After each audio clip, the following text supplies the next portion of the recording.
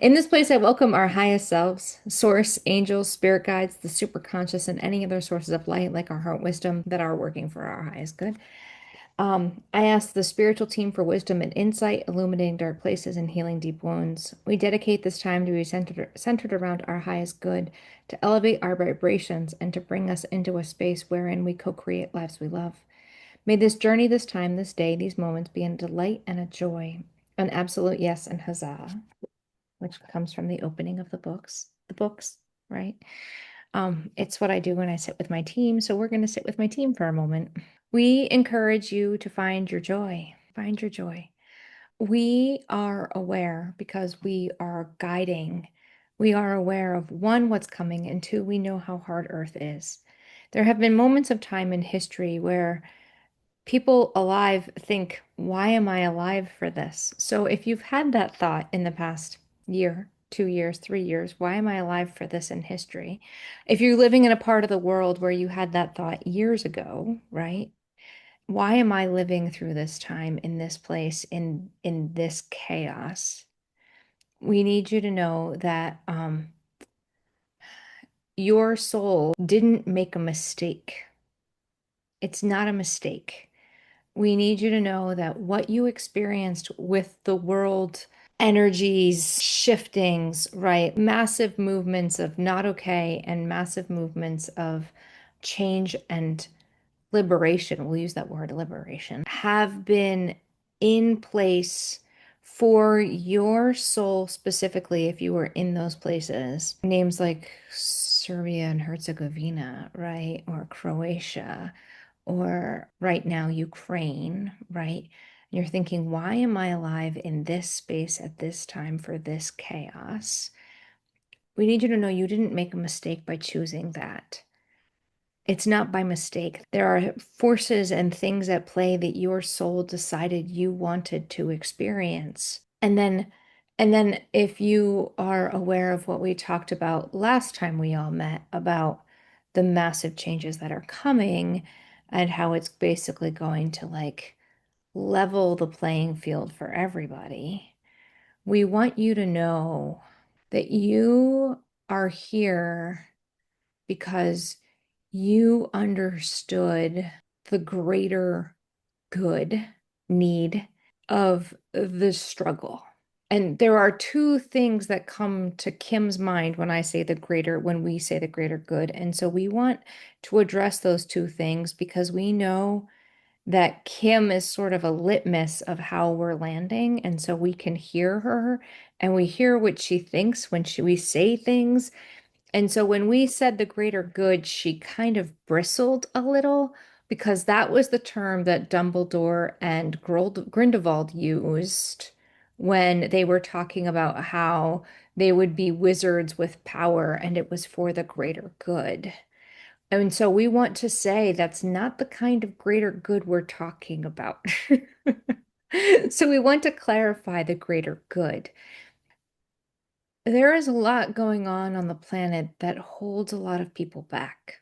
This planet is currently set up in control patterns and control systems. And it's really interesting that Kim on her feed has been finding people who are talking about these control patterns and these control systems, from church policies to governmental policies to even just thought processes. Kim has started a list that she's going to use in her next book that are about how you stay small and why you stay small and the words that you use regularly that keep you small. And so we want to express the need of finding the things that ground you. We've been talking about this in the emails a little bit, but we think it goes deeper than just finding things that ground you. There is a need to drop your fear. And how to drop fear isn't necessarily easy because fear is subconsciously programmed as a protection mechanism. But what is coming, and we want to say the words soon, what is coming soon, right? This soon event is actually not just one event, it'll be a tumbling conglomeration of events, one on top of another. that kind of remind us how Kim felt at the beginning of the recent presidency in 2025, at the beginning, where there were all of these executive orders that made everything change. And you couldn't get a handle on one of them because the next one was coming, and then the next one was coming, and the next one was coming. Only these things are going to be way bigger than executive orders. They're going to be beyond government. They're going to be like, so some things might be government, and then some things might be, Isabel, you will love it. It'll be intergalactic. And then other things might be like uh people just getting sick of doing things and not doing them anymore. Like people are just like, I'm done doing this thing. And they stop doing the thing that they've been doing, and all of a sudden trains don't run and buses don't run and people can't get to where they're supposed to be because people are like, I'm done doing this thing. And so we just need for you to know that the breaking of systems creates better systems. But that's in the logical. The breaking of systems isn't creating better systems necessarily because there isn't necessarily going to be systems. We don't know how to explain it now for what it's going to be because you haven't been there. And so if I say it's like this, the thing that it's like is going to be for you fantastical. It's going to feel fairy tale-ish. It's going to feel unreal, surreal, and unbelievable. But if we tell you it's going to be challenging before it gets to be great, we need you to realize that we've been talking for a long time about pulling yourself up into love, pull yourself up into love, pull yourself up into love, choose better feeling thoughts. Don't get wrapped up in the nonsense. Ignore the television and the news. Live in your own little bubble. Literally live in your own little bubble that you create and that feels really good with really high vibration.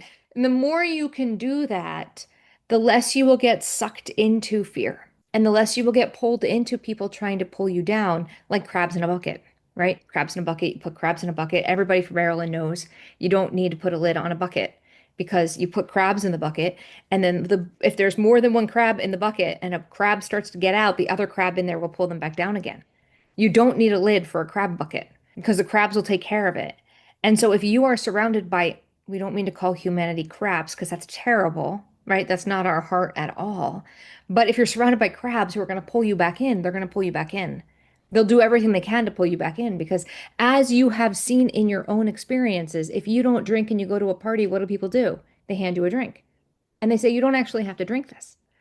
Or if you're going and you're hanging out with friends and everybody's like, I want to go for pizza. And you're like, no, I actually want to go over there. I don't want pizza. I want sushi. They're like, what's wrong with you? Just have pizza with us. And eventually you get pressured into having pizza, even though that's not what you wanted. And then you feel gross because you ate the pizza. And so if you can just pull yourself up into love and stay out of the, right, of the rest of humanity, you will fly high in the chaos. There will be things that will pull at you specifically. We're getting the word finances. We're getting the word, yeah, it's mostly the things that will mess with you the most will be the things that are your fear grabs already. And those three fear grabs on the planet tend to be about finances, they tend to be about relationships, and they tend to be about personal security.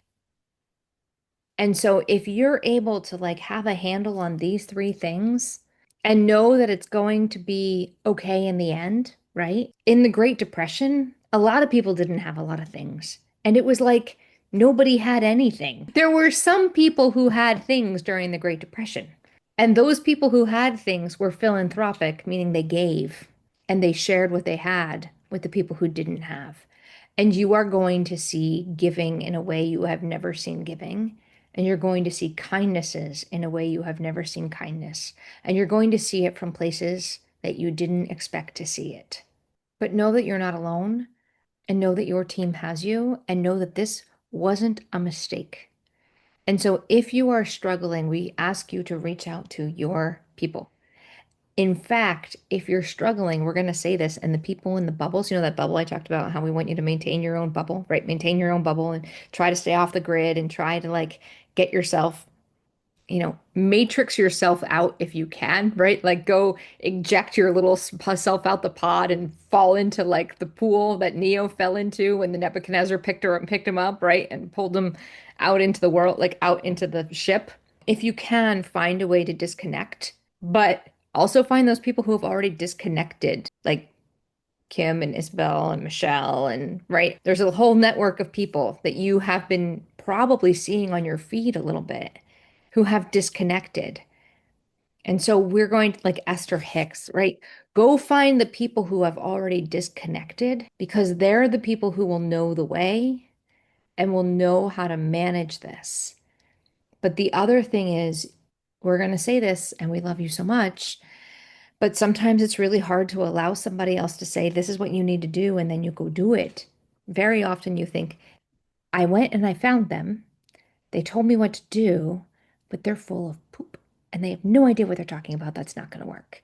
That's the most ridiculous thing I've ever said, I've ever heard. Because logically, these things aren't going to make sense. When they tell you, we want you to spend time meditating, this is how you're going to help yourself. They're going to be like, that doesn't get me finances. That doesn't get me a job that's going to be working because jobs might be scarce, right? That doesn't get me what I think I need. Sitting on a cushion is not what I need. And the answer is, it really is what you need.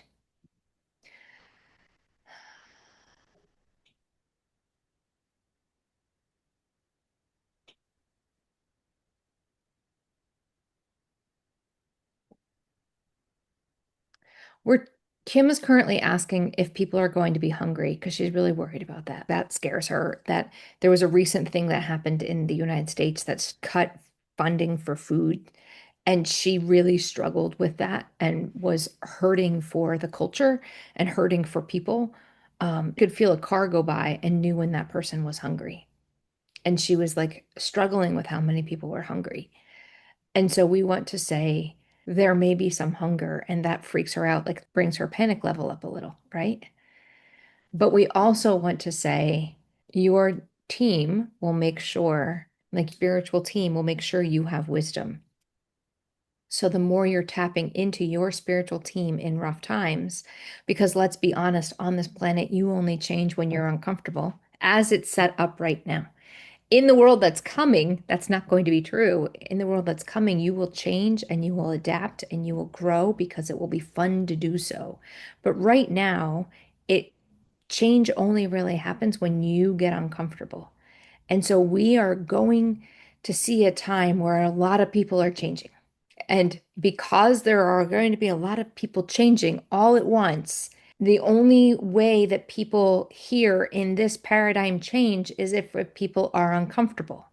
And so we need you tapping into your team in the purest, most beautiful, most wholesome, freeing way ever. And so it means that a lot of people are going to be tapped into a struggle on their particular trigger points. And so that means that some people aren't going to be hungry because that's not their trigger point. And some people are going to like have transportation because that's not their trigger point. And some people are going to have it's going to be weirdly specific, which doesn't make a lot of sense. Kim is like, this doesn't make sense. But the trigger points for everybody are different. And so if there isn't like food in the refrigerator for some people, that's not going to be a big deal because they know that they could make a meal out of like a $5 like grocery run, right?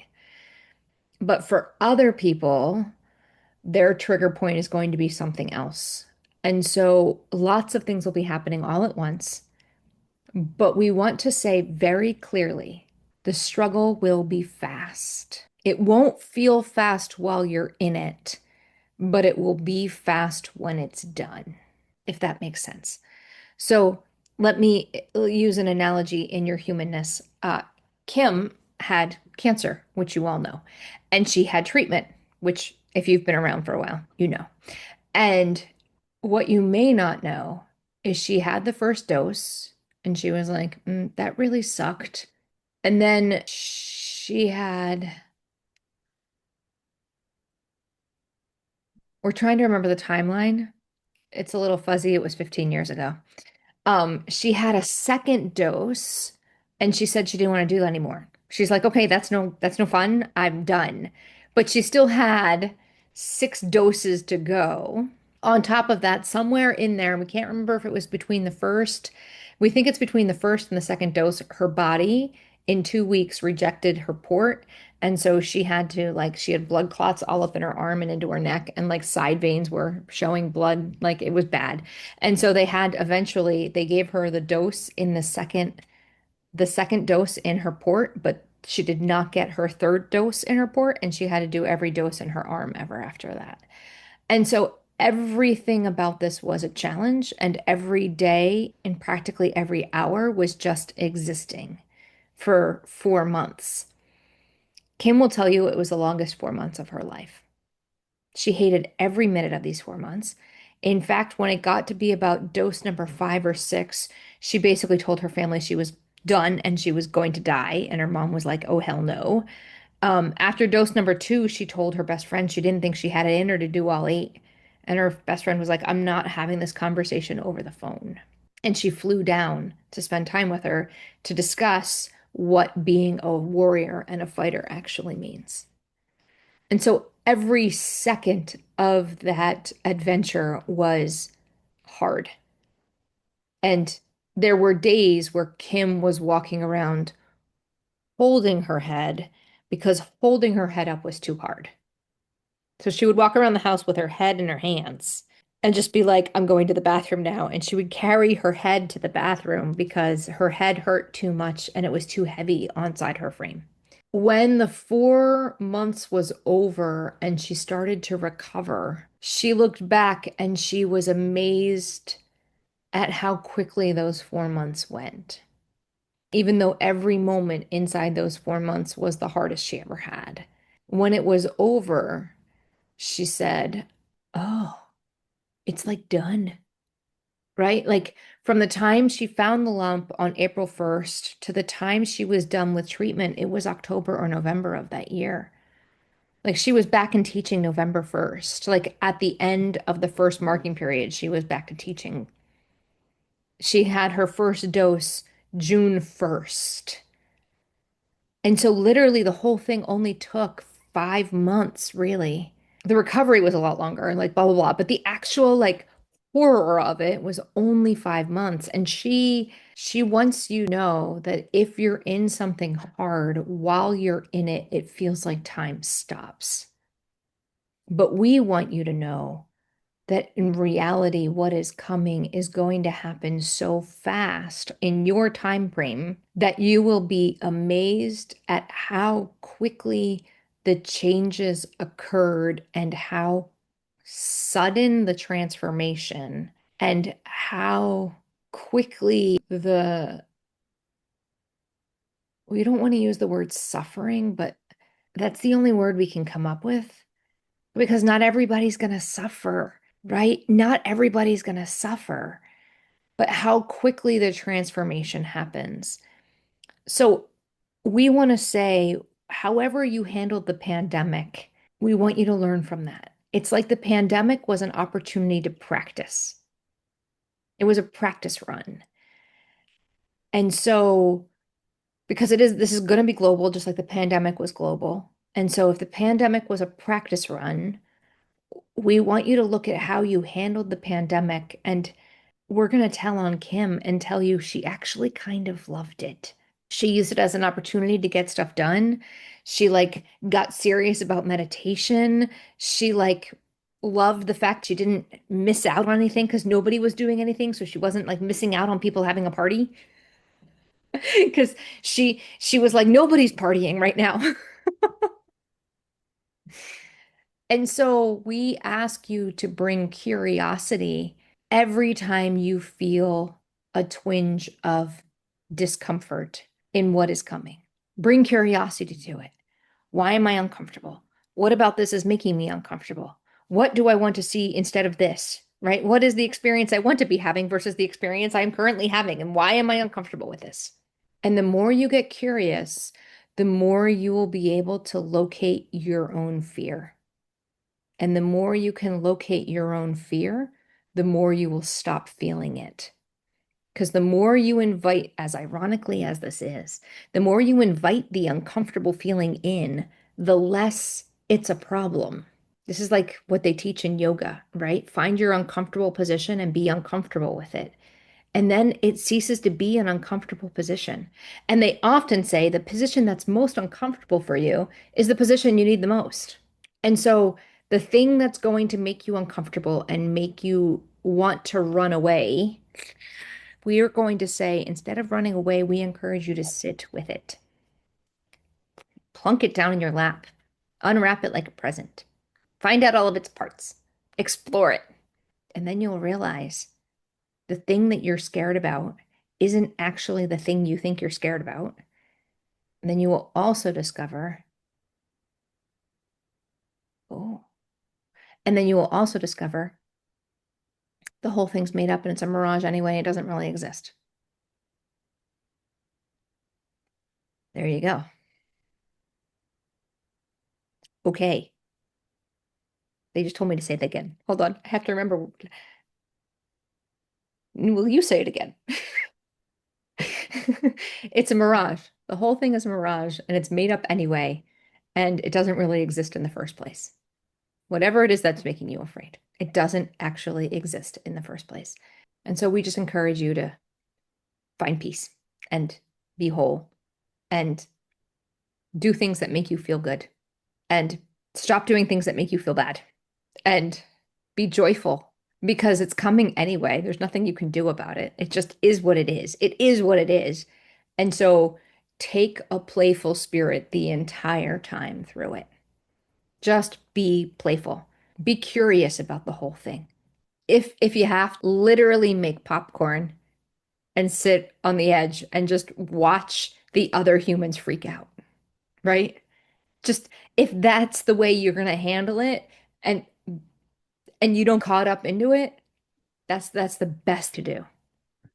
And just remember, your team has you. They have wisdom for you. So if you feel like running away, not only run away from like the emotion you're feeling, right? Invite that in, plop it down, open it up, and find out that it's actually nothing. And then ask your team, what the hell is this all about? And they'll tell you. This is about blah. This is about you finding your truth. This is about you discovering who you really are. This is about letting go to the current paradigm. This is about you lifting yourself up and out and finding your happiness. Because on the other end of what is coming, it's like gonna be magical. So Kim has been really working on fairy tale endings. This is probably going to be in Whenever, However, too. But she's been really working on fairy tale endings and being okay with fairy tale endings because she's totally fine with suffering and fairy tale beginnings. So why can't there be a fairy tale ending? Why can't there be a fairy tale ending on the other side of what's coming? On the other side of World War II, was it better? Yeah. Was it great? No, right? It was better, right? People weren't being killed anymore. Woo, right? But like it wasn't fabulous. And we know this is hard to understand, and we know this is hard to accept. And we know that what we're saying probably sounds ridiculous to some people's ears, that there's a fairy tale ending coming. But all of the things that have been holding you back and keeping you small are going to be removed from you. And you are going to find how giant you are if you let it. That is what we're encouraging you to do. We're giving you the skills and the tools, and we're telling you this is how to handle it so that you are able to find your power, find your strength, and find out how amazing you are because you are amazing. And there's so many gifts in there that your team wants to bring out that are going to be essential for the new. And it's going to feel magical. It's just might not feel magical for you in the process, but it might feel magical for you in the process if you're somebody who knows how to pull yourself out and not get wrapped up. Thank you for this time. We love you so much.